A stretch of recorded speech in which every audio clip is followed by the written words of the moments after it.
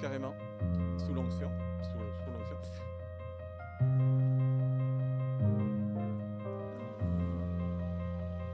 Je garde l'accord, je fais. Je voudrais te dire merci. Tu pars quand tu veux.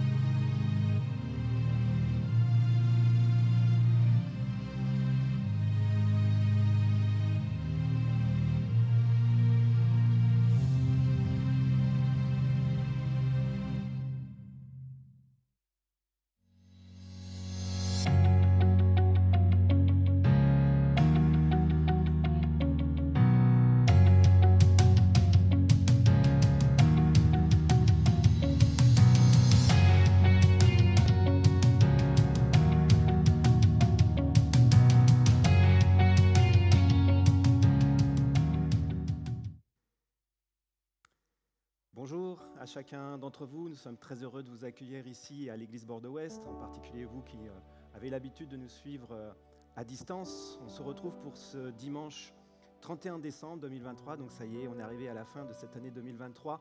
Et aujourd'hui, ce dimanche, nous allons faire ce que nous avons fait tous les autres dimanches de l'année. Nous allons nous réunir et nous nous réunissons pour célébrer Dieu, pour l'adorer, pour écouter aussi sa parole, nous mettre à l'écoute de sa parole. Alors je ne sais pas quelles sont vos attentes pour la nouvelle année qui se profile, puisque dès ce soir nous passerons dans l'année 2024. On a certainement les uns et les autres des attentes très différentes, mais en tout cas nous allons pouvoir passer ce temps pour envisager le mieux possible de passer dans cette nouvelle année. Je vous invite d'ores et déjà et dès maintenant à élever vos voix, et on va avec toute l'équipe de louanges de l'église Bordeaux-Ouest qui est réunie ce matin adorer Dieu comme nous l'avons fait tous ces dimanches de l'année.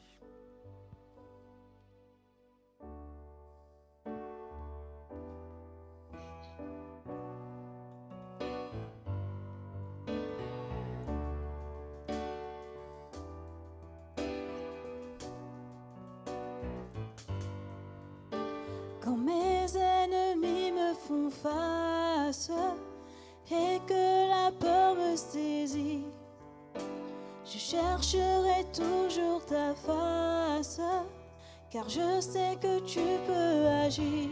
Je chante Alléluia.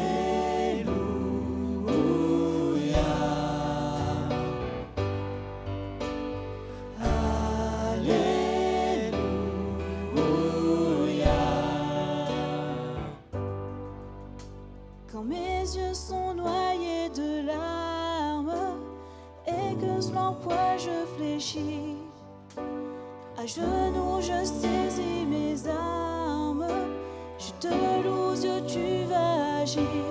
Je chante Alléluia.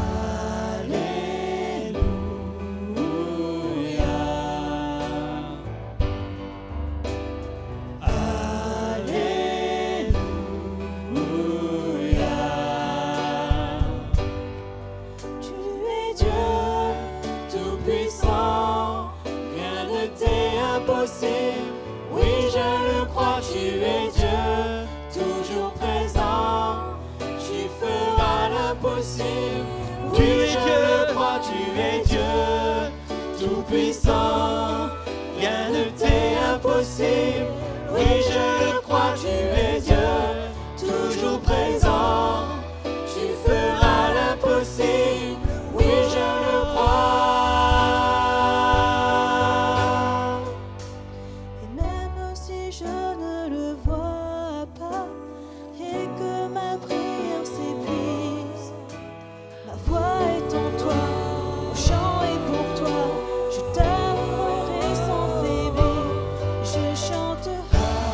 Alléluia.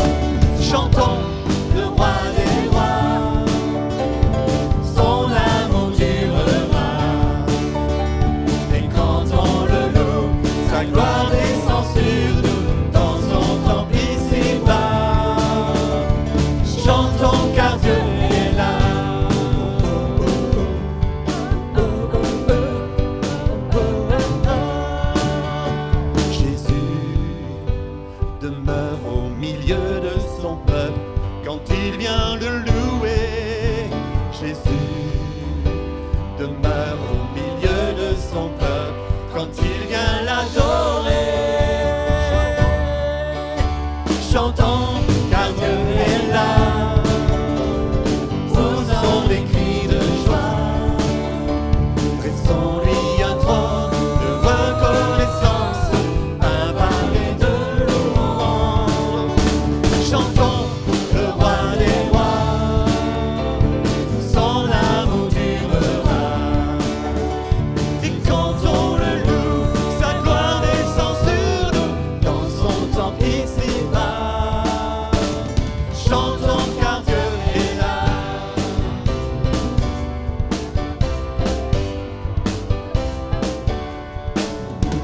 Nous sommes tous assemblés pour l'adorer avec nos instruments joyeux.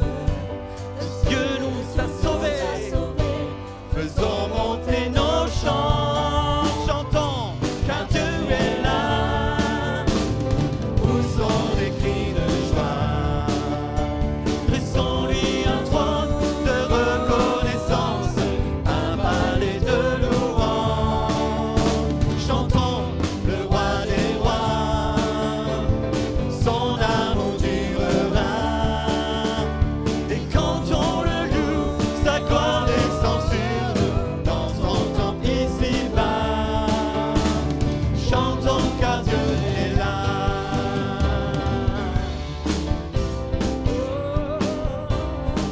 Chantons, chantons car Dieu est là. Poussons des cris de joie. Dressons-lui un trône de reconnaissance, un palais de louange. Chantons le roi des rois, son amour durera. Et quand on le loue, sa gloire descend sur nous dans son temple ici-bas. Chantons car Dieu est là. Chantons car Dieu est là. Chantons car Dieu est là.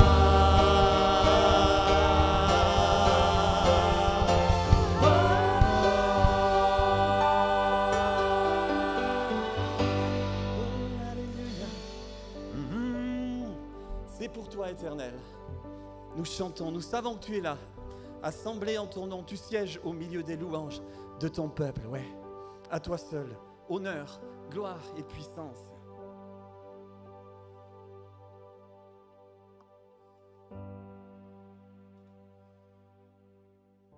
Je voudrais te dire merci pour les choses que tu m'as données. Pourtant, je ne méritais rien,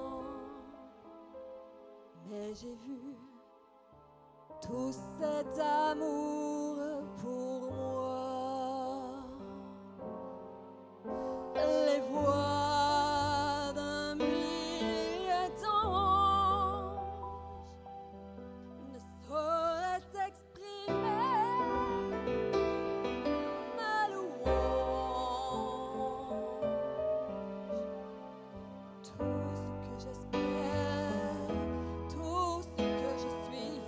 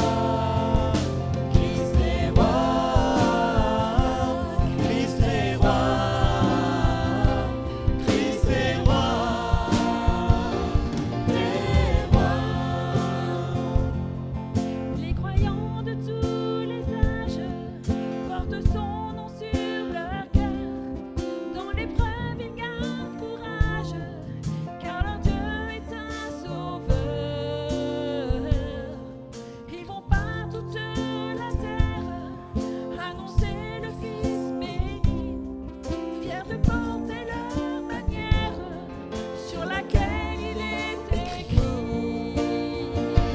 Christ est roi, Christ est roi, Christ est roi,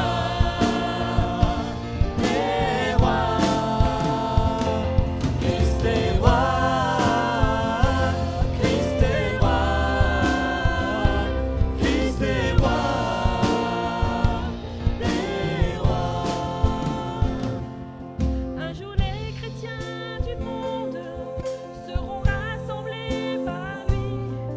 Ils sortiront de leur tombe, car en lui ils ont la vie. Ils formeront un royaume, la terre sera leur pays. Leur vie sera un psaume à la gloire du Messie. Christ est roi, Christ est roi, Christ est roi, des rois. Christ est roi, Christ est roi, Christ est roi, des rois. Christ est roi, Christ est roi, Christ est roi, des rois. Christ est roi, Christ est roi, Christ est roi, des rois. Encore Christ est roi, Christ est roi, Christ est roi, Christ est roi, des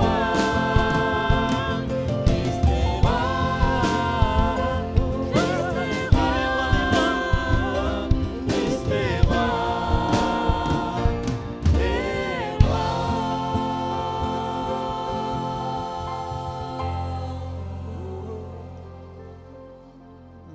Alléluia, il est roi. Et nous accueillons Xavier pour nous parler sur.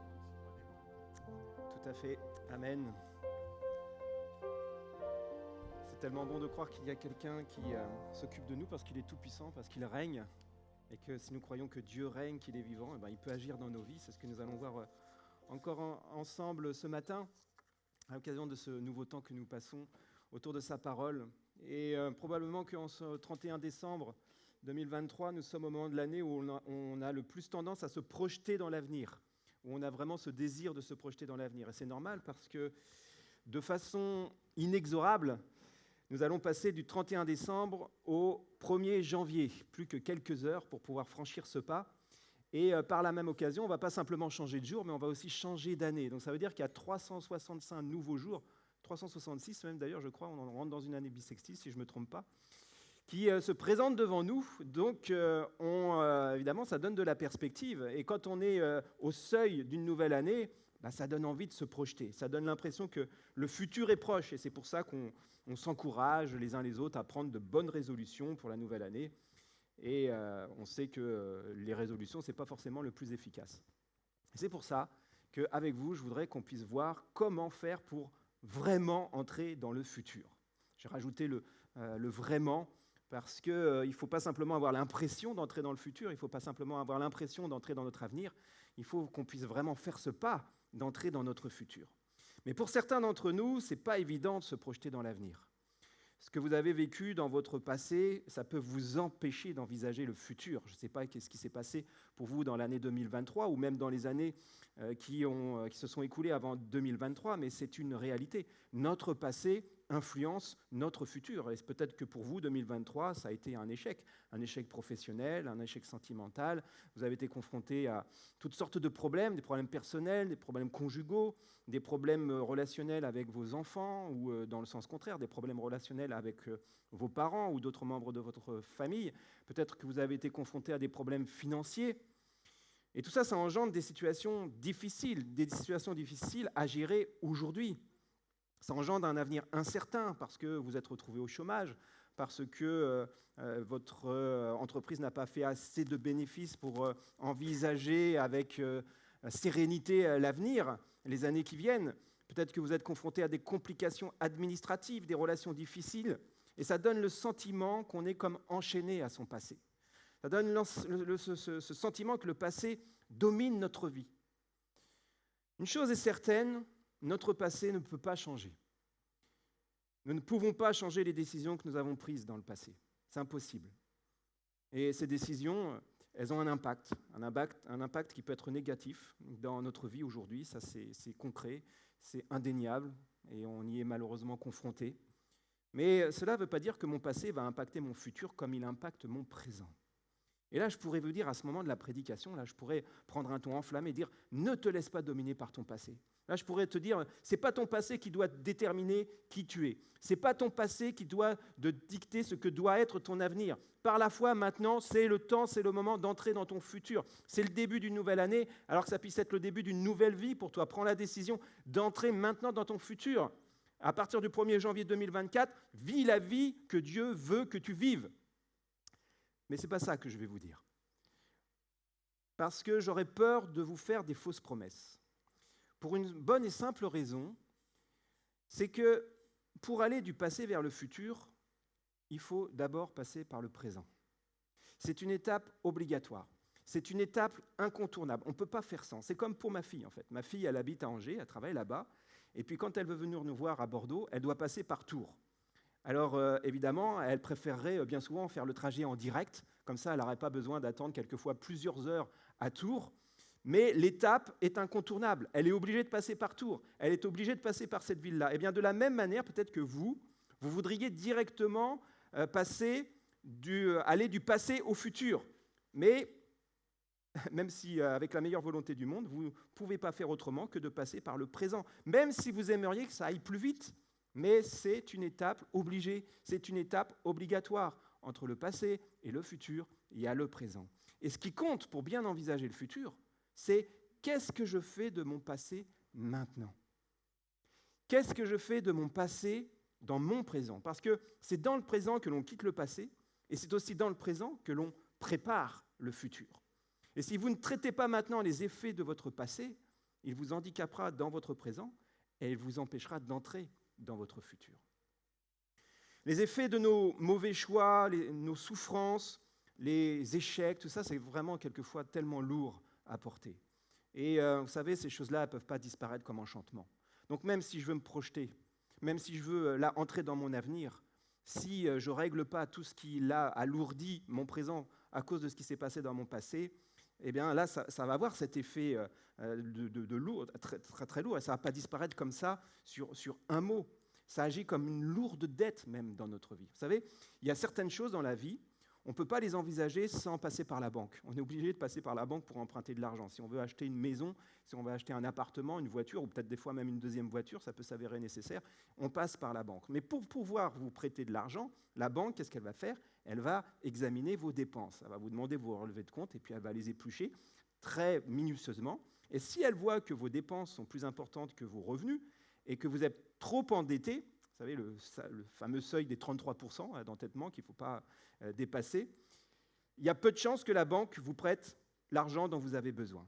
Et on voit comment votre situation financière peut bloquer votre avenir à cause de la dette accumulée, à cause de ce qui a été fait dans le passé. Vous voyez, dans la vie, c'est pareil. Le même processus est observable. Notre passé peut être comme une lourde dette à porter. On en voit les conséquences dans notre vie. On s'en veut peut-être même d'avoir fait les mauvais choix. On culpabilise de ne pas avoir toujours eu les bons comportements et d'avoir blessé notre entourage. Et quelquefois même aussi, on rage des conséquences de choses qu'on était incapable de voir parce que, par exemple, on a mal évalué la personne avec laquelle on s'est associé, avec laquelle on a entrepris notre avenir professionnel. Puis finalement, ça pose des problèmes relationnels. Il n'y a pas les compétences, ça ne suit pas. C'est aussi malheureusement ce qui peut arriver quand on commence une relation sentimentale, amoureuse, un mariage. Et là, il y a des choses qui n'ont pas dépendu de nous, mais qui ont un impact dans notre présent, et qui nous rongent, et qui sont lourds, et qui s'accumulent. Et on se dit, mais si seulement j'avais su, si seulement j'avais fait un choix différent, si seulement ma vie avait pris une autre direction. Et tout ça, ça s'accumule comme une dette, et ça devient lourd, et ça devient étouffant. Et quand on a cette lourdeur dans notre vie, c'est tellement compliqué, sinon impossible, d'entrer dans notre futur, de se projeter dans notre avenir. on culpabilise, on refoule, on enfouit, on se trouve de bonnes excuses, on compense, et ça nous empêche d'entrer dans notre futur. La solution pour réellement envisager le futur, c'est de faire face aujourd'hui à notre passé. Pour être libéré du passé, souvent, on recourt à un texte biblique qu'on trouve dans la deuxième lettre aux Corinthiens, qui a été rédigé par l'apôtre Paul, un disciple de Jésus, et on peut relire ce texte qu'on trouve au chapitre 5, et au verset 17 précisément, de la deuxième lettre aux Corinthiens, où Paul écrit ainsi « Si quelqu'un est uni à Christ, il appartient à une nouvelle création. » Certaines traductions disent « il est une nouvelle création » ou « une nouvelle créature. » Les choses anciennes sont passées. Voici, les choses nouvelles sont venues, ou d'autres traductions disent « toutes choses sont devenues nouvelles ». Et c'est limite si on n'utilise pas ce verset comme un mantra pour se persuader que notre passé n'a plus aucun impact sur nous. Mais ce texte ne dit pas cela. Dire, ah non, je sais, il y a des choses là que je traîne qui viennent de mon passé, ça impacte là mon présent, mais toutes choses sont devenues nouvelles, toutes choses sont devenues nouvelles, toutes choses sont devenues nouvelles. Et on ouvre les yeux, et puis finalement, notre passé, il est toujours là, et il alourdit toujours notre vie.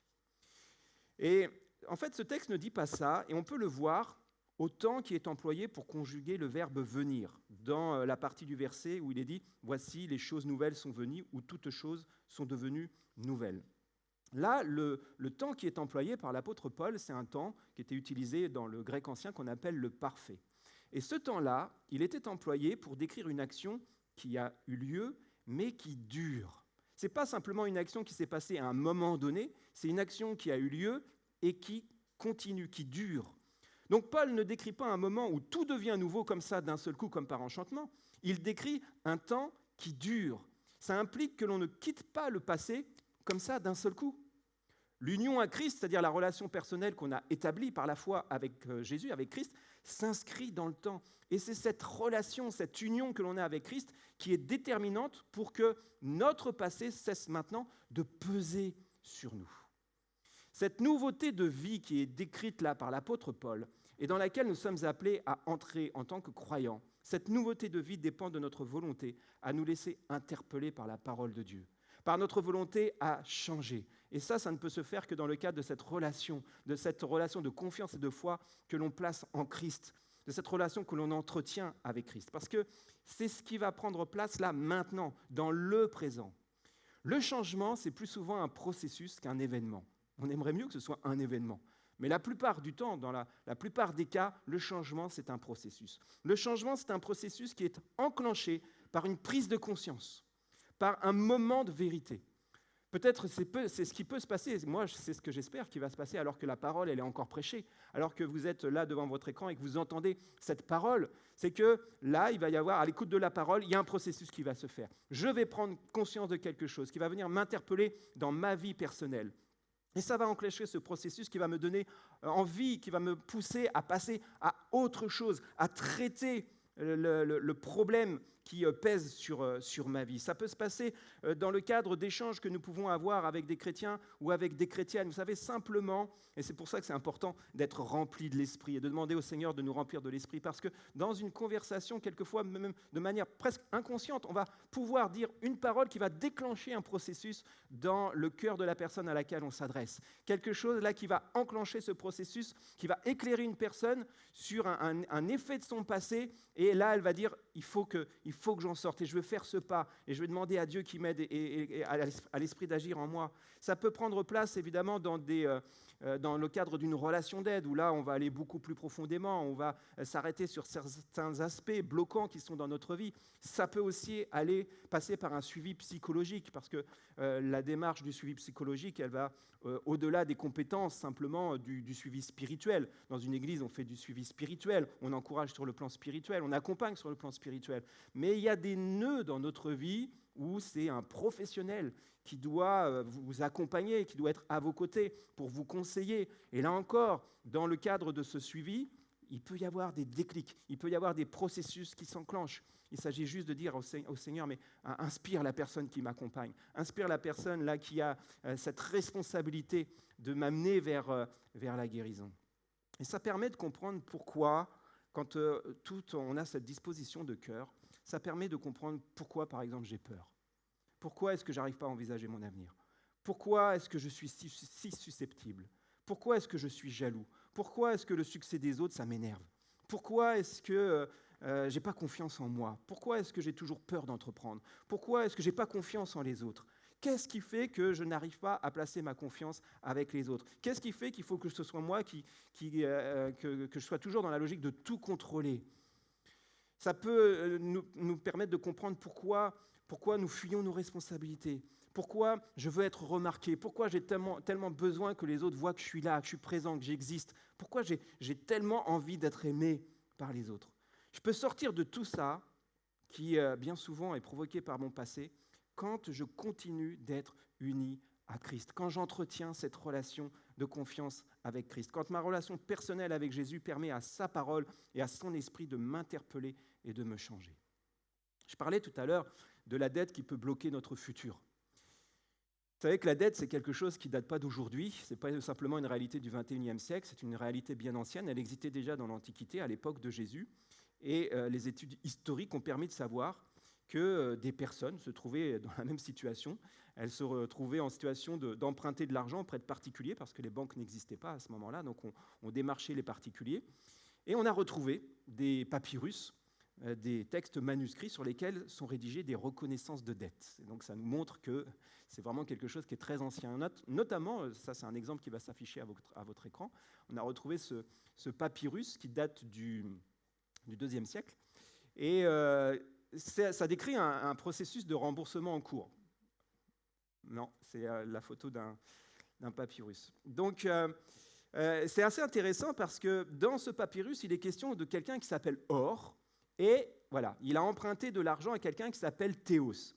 Et le texte explique que la reconnaissance de dette, elle est détenue par un représentant de Théos. Donc voilà, ça s'affiche à votre écran.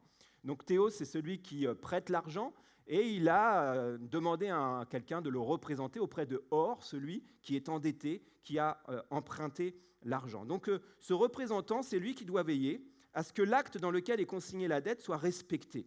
Donc il est question du montant qui doit être remboursé, il est question aussi du délai au terme duquel il va falloir que la dette soit remboursée.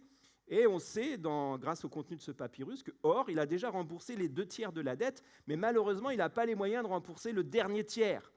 Alors que Théos, il fait appel à son représentant, là, et puis, pour que cette reconnaissance de dette reste valable jusqu'au remboursement total. C'est comme s'il disait au représentant, c'est toi qui vas être le garant du remboursement de la dette, il va falloir que tu y veilles. Donc ce représentant, il dit, c'est ce qui est expliqué dans le papyrus, que ce document, l'acte, il n'aura plus de valeur que quand la dette sera payée. Alors on voit, Or, de son côté, il implore la patience. Il dit, OK, j'ai déjà remboursé les 2 tiers, donc il ne me reste plus que 1 tiers. Mais tant que la dette n'est pas remboursée, l'acte accuse Or. Il peut le représentant peut dire, attends, celui à qui tu as emprunté l'argent, là, Théos, là, c'est marqué, là, tu lui dois cet argent. Donc il reste 1 tiers, mais le tiers, là, avec l'intérêt, bien sûr, il va falloir que tu le verses. Donc ça veut dire que Or, si on prend l'exemple de Or, là, au moment de signer ce document officiel, la personne endettée devait prendre une décision. Soit elle décidait de ne pas vraiment prendre en considération la situation de faillite dans laquelle elle se trouvait, et donc elle allait continuer de vivre comme si elle n'était pas endettée, elle n'allait pas économiser pour rembourser la dette, elle n'allait pas prendre de précautions à ce niveau-là, elle allait encore plus creuser son déficit, ou alors elle décidait de faire face à la dette, elle décidait de comprendre pourquoi elle en était arrivée là, et elle se donnait pour objectif de sortir de la dette. Ça voulait dire assurer ses investissements et puis économiser pour sortir de la dette. C'est au moment présent, c'est au moment de signer, en fait, que ça se jouait. Vous savez, dans la Bible, la dette, c'est une image du péché. Et ça apparaît particulièrement quand on compare les 2 versions du Notre Père, la prière que Jésus a enseignée à ses disciples. Il en est question dans l'évangile de Luc et dans l'évangile de Matthieu. Et si on met en parallèle les 2 textes, eh bien c'est intéressant parce que vous allez voir le vocabulaire qui est utilisé. Dans Luc, chapitre 11, verset 4, Jésus dit « Pardonne-nous nos péchés, car nous aussi nous remettons sa dette à quiconque nous doit quelque chose. » Donc vous voyez que le péché et la dette, c'est comme si ça avait la même signification. Et puis en Matthieu 6, 12, c'est encore plus clair, c'est encore plus affirmé. « Remets-nous nos dettes, comme nous aussi nous l'avons fait pour nos débiteurs. » Le péché, c'est comme une dette impossible à payer que l'être humain a vis-à-vis de Dieu. Toutes les erreurs que l'être humain commet, toutes les fautes qu'il commet, ça s'accumule. Et tout ça, ça a des conséquences qui sont nombreuses. Et ça, c'est ce que la Bible appelle le péché. Et on pense souvent que le péché, c'est un terme moral pour désigner un acte mauvais, quelque chose de mal qu'on fait, mentir, voler, tromper. Donc c'est pas faux, mais c'est un peu réducteur. C'est une définition réductrice et qui pourrait se révéler purement moraliste. En fait, la Bible nous dit aussi que le péché, c'est un état. C'est un état. Et c'est important de comprendre que le mal que nous faisons en tant qu'être humain, c'est le résultat de notre autonomie par rapport à Dieu. On veut être indépendant de Dieu. On ne veut pas impliquer Dieu dans notre vie. Donc, on fait notre propre volonté. Et le fait de faire notre propre volonté nous conduit à faire le mal. Nos comportements blessants, nos paroles blessantes qui ont fait du mal, c'est le fruit de notre souhait de vivre notre vie sans tenir compte de la volonté de Dieu. La volonté de Dieu qui nous est connue grâce à la Bible. C'est le fruit de notre manque de conciliation. C'est le résultat de notre manque d'écoute, de notre manque de soumission, de notre manque de compréhension, de notre manque d'amour. Notre pensée et notre volonté sont empreints du péché. Et quand on fait le mal, souvent on préfère se donner de bonnes raisons et considérer que c'est l'autre qui avait tort, ou alors tout simplement par orgueil ne pas reconnaître que le mal que l'on fait. Donc quand on réagit comme ça, la dette, elle ne fait que de s'alourdir. La dette du passé, elle ne fait que de s'alourdir et c'est encore plus difficile de s'en sortir. Et dans notre vie, se sont accumulés ces péchés ou les effets du péché, des péchés qui ont été commis par d'autres, qui nous poussent nous-mêmes à pécher, parce que quand on a été blessé, souvent on blesse. Quand on nous a fait mal, on fait du mal. Et c'est pour ça qu'on a quelquefois des réactions qui sont inappropriées, on a des réactions qui sont déplacées, on a des paroles qui sont inadaptées. Et au lieu de construire de bonnes relations avec notre entourage, on détruit nos relations, on n'arrive pas à les construire comme il faut. C'est maintenant dans le présent qu'il faut faire face à cela pour être libéré et pour pouvoir se projeter dans le futur. Mais il faut passer par la case présent. La bonne nouvelle, c'est que Dieu nous pardonne nos fautes. C'est que Dieu nous pardonne le mal que nous faisons. C'est que Dieu nous pardonne toutes les erreurs et toutes les fautes que nous avons pu accomplir. Et même celles que nous avons accomplies, le mal que nous faisons par réaction. Dieu nous le pardonne. Quand on reconnaît Jésus comme notre Sauveur, quand on reconnaît Jésus comme étant celui qui vient nous apporter le salut, il efface la dette accumulée et il nous libère. Et c'est ça qui nous permet d'envisager le futur. Et il y a quelque chose de très différent par rapport à la situation des personnes qui étaient endettées dans l'Antiquité. On a vu l'histoire de Or qui devait de l'argent et de Théos qui a prêté de l'argent. Mais à la différence de l'histoire de Or et Théos, Jésus n'est pas seulement le représentant de la personne à qui il faut rembourser la dette. Il n'est pas simplement le représentant de Dieu, il est aussi le représentant de celui qui est endetté et qui ne peut pas rembourser la dette. Jésus représente autant Dieu que l'être humain. Et c'est lui qui paye le prix de notre dette à Dieu. Vous savez, quand on saisit ça par la foi, mais déjà, il y a tellement de choses dont on est libéré. Je vais vous parler d'un autre texte, d'un autre papyrus qu'on a retrouvé en Égypte. C'est une reconnaissance de dette qui a été écrite de manière manuscrite. Et ce texte-là, il date du 1er siècle de notre ère. Donc il a été rédigé à l'époque de l'empereur Tibère. Et Tibère, c'était l'empereur qui régnait au moment où Jésus prêchait. Et cette reconnaissance de dette, elle concerne un couple, cette fois-ci, qui s'appelle Denis et Thasos, son épouse. Et Denis et Thasos ont contracté une dette de 480 drachmes auprès d'un dénommé Héraclius. 480 pièces d'argent. Donc là, ça commence à être une somme importante. Ce document manuscrit a été établi devant un magistrat. Donc ce magistrat, il sert de témoin officiel. Il remplit le rôle du notaire aujourd'hui. Donc ça veut dire que ce document manuscrit, qui a été rédigé d'un côté par Denis et Thasos et puis de l'autre côté par Héraclius, ça a valeur d'acte officiel. Et cet acte spécifie que Denis et Thasos ont 1 an pour rembourser la dette, avec un intérêt. 1 an. Et si la dette n'est pas remboursée, il est dit dans la reconnaissance de dette qu'Héraclius pourra saisir leurs biens et leurs personnes. Saisir leurs personnes, ça veut dire les réduire en esclavage. 480 drachmes, c'est une somme importante. C'est plus d'1 an de salaire pour un agriculteur à cette époque-là. Et tant que la dette n'est pas payée, le contenu de l'acte condamne Denis et Thasos. Mais l'histoire pour Denis et Thasos, c'est bien terminé. Et vous allez voir pourquoi on sait que cette histoire, elle s'est bien terminée. Parce que cet acte, il a été annulé. Et comment on sait que cet acte a été annulé ? Vous allez le découvrir à l'écran. C'est parce que sur ce papyrus, on voit que l'acte a été annulé parce que sont tracés toute une série de traits épais en forme de croix, en forme de X, sur tout le texte du pré. Et donc ça veut dire que ces bifures, ça sert à effacer le contenu du texte, et ces bifures, elles disent à Denis et Thasos qui avaient emprunté l'argent, cet acte qui vous condamnait ne vous condamne plus. Ce qui est écrit n'a plus d'effet. C'est terminé. La dette ne pèse plus sur vous.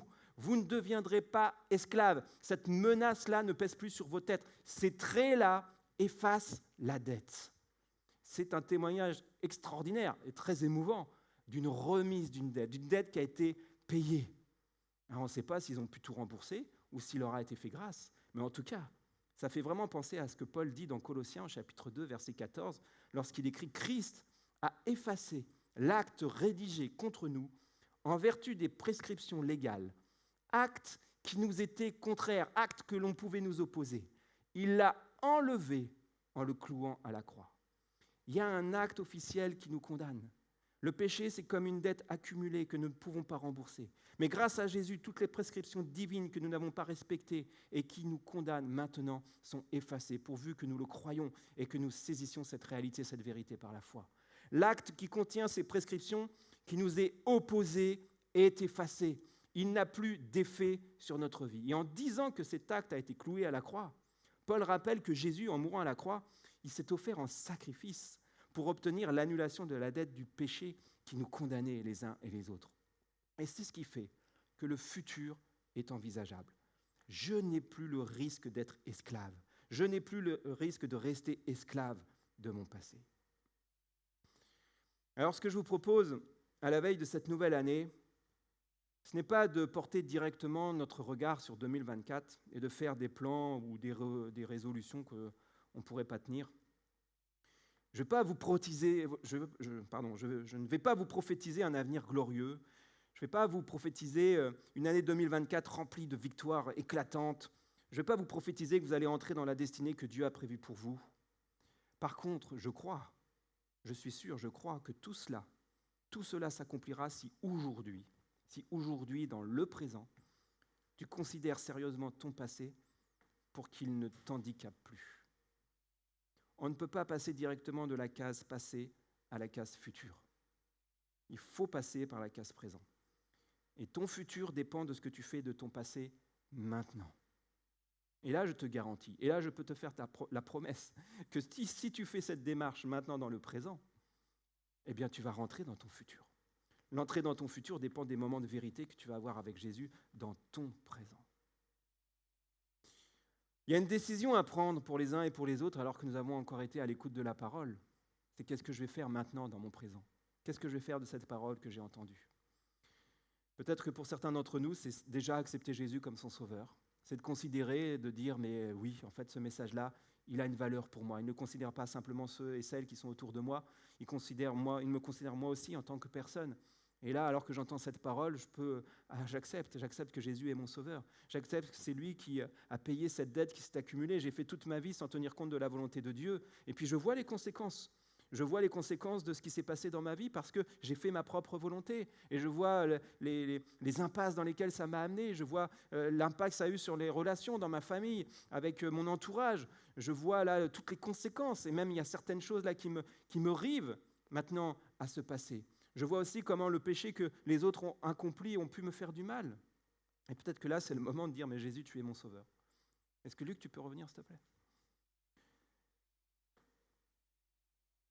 Peut-être aussi que dans ce moment présent, alors que nous avons été à l'écoute de la parole, c'est accepter de faire face à son passé. C'est accepter de faire face à ton passé. C'est accepter, c'est admettre que ce passé a trop d'impact sur ton présent. Et le problème, ça peut être que jusqu'ici, tu t'es mis la tête dans le sable. Tu ne voulais pas admettre que tu étais si blessé que ça. Tu ne voulais pas admettre que ton passé avait autant d'impact, qu'il était toujours aussi pesant, qu'il était comme cette dette-là qui pèse sur tes épaules et qui t'handicape. Tu essayes de t'en tirer par toi-même, tu essayes de trouver des solutions. Mais la vraie solution, c'est de faire face à ce passé, là, maintenant, dans ton présent. Pas tout seul, mais d'y associer Jésus, d'y associer Dieu.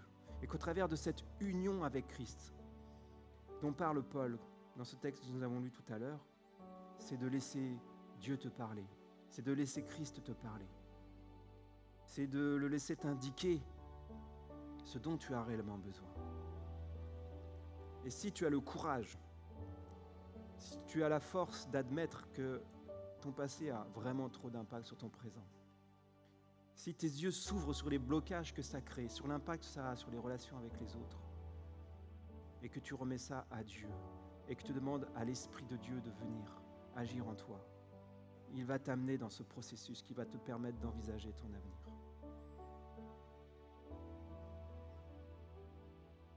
Pour d'autres parmi nous, c'est dans ce moment présent peut-être le moment aussi d'accepter sa propre responsabilité.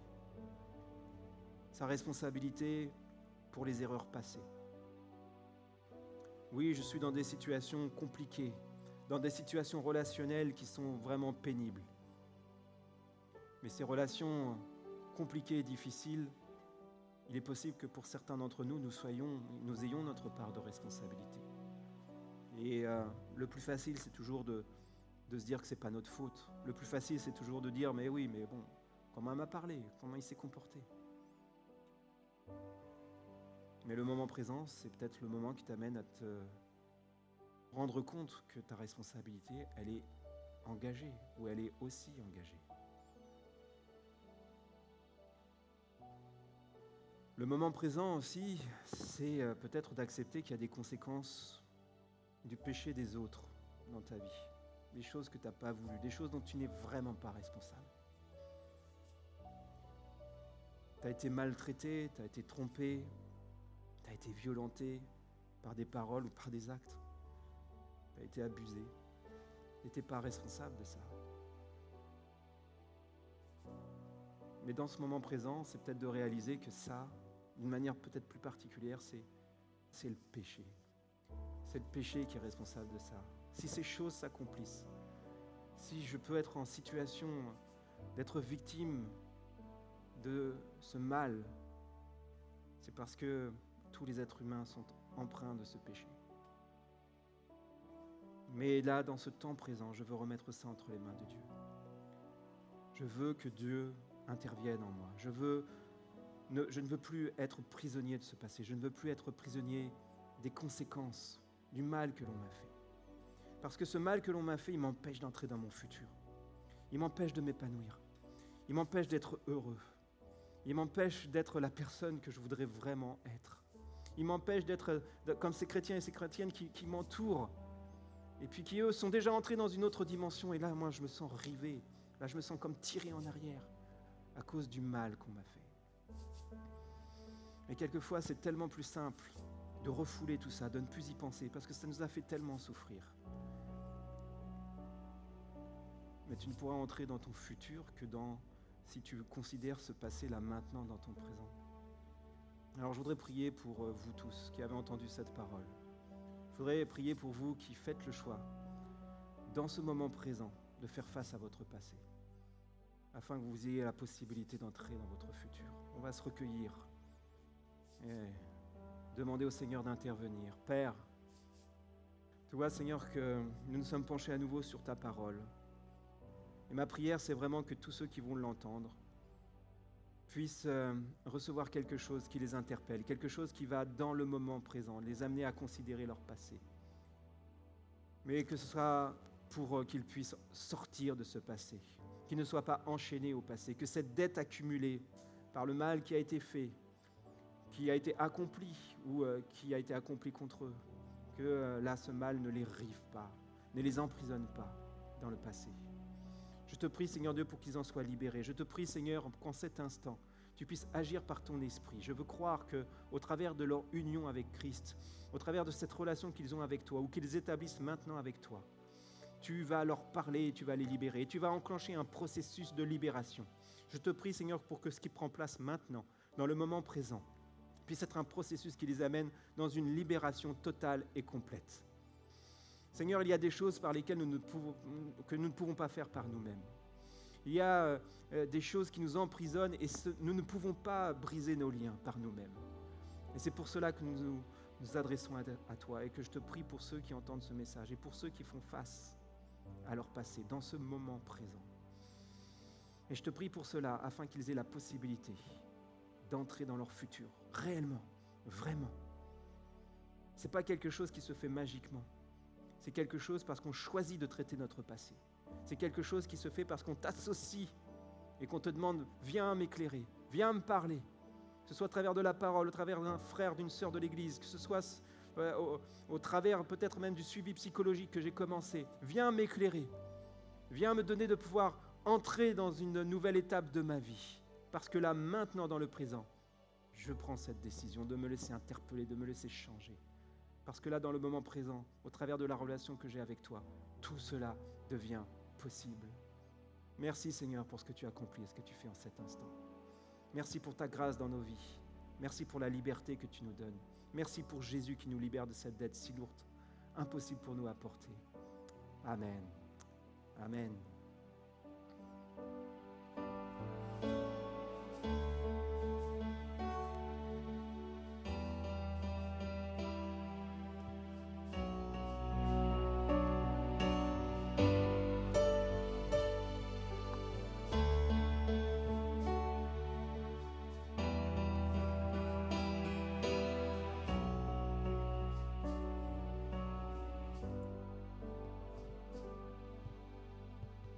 Quand mes ennemis me font face et que la peur me saisit, je chercherai toujours ta face, car je sais que tu peux agir. Je chante Alléluia.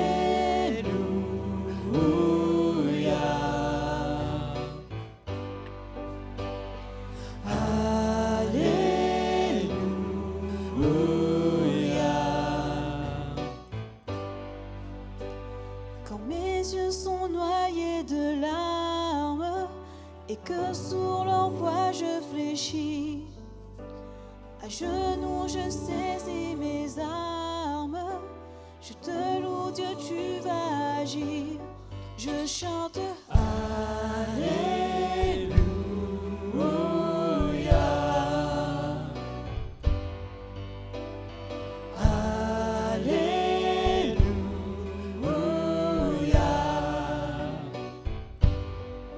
Tu es Dieu tout-puissant, rien ne t'est impossible. Oui, je le crois, tu es Dieu, toujours présent. Tu feras l'impossible. Oui, je le crois, tu es Dieu tout-puissant, rien ne t'est impossible. Oui, je le crois, tu es Dieu, toujours présent. Tu feras l'impossible, oui je le crois. Et même si je ne le vois pas et que ma prière s'épuise, ma foi est en toi, mon chant est pour toi, je t'adorerai sans faiblir. Je chante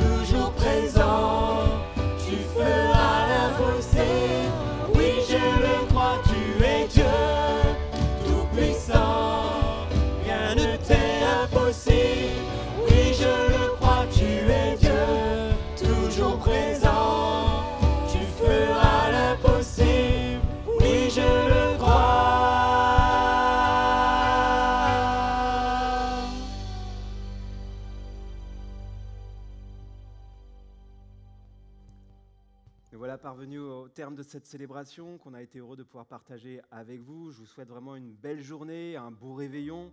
Et je commence déjà à vous souhaiter une bonne année, en particulier pour ceux qui regarderont ce message en différé. Je vous souhaite une bonne semaine, vraiment que la première semaine de 2024 soit une semaine bénie comme tout le reste de l'année 2024. En tout cas, ce que je souhaite vraiment après nous être mis ensemble à l'écoute de la parole, c'est que cette nouvelle année soit pour vous l'occasion de pouvoir entrer plus nettement dans votre futur et que chaque jour de cette année 2024 soit une journée où vous serez unis à Christ et où Christ pourra non seulement vous parler mais œuvrer en vous. Et on va vivre de belles choses, je suis sûr, ici à l'église Bordeaux-Ouest, tant que nous aurons cette disposition d'esprit. Donc soyez bénis et je vous dis à la semaine prochaine.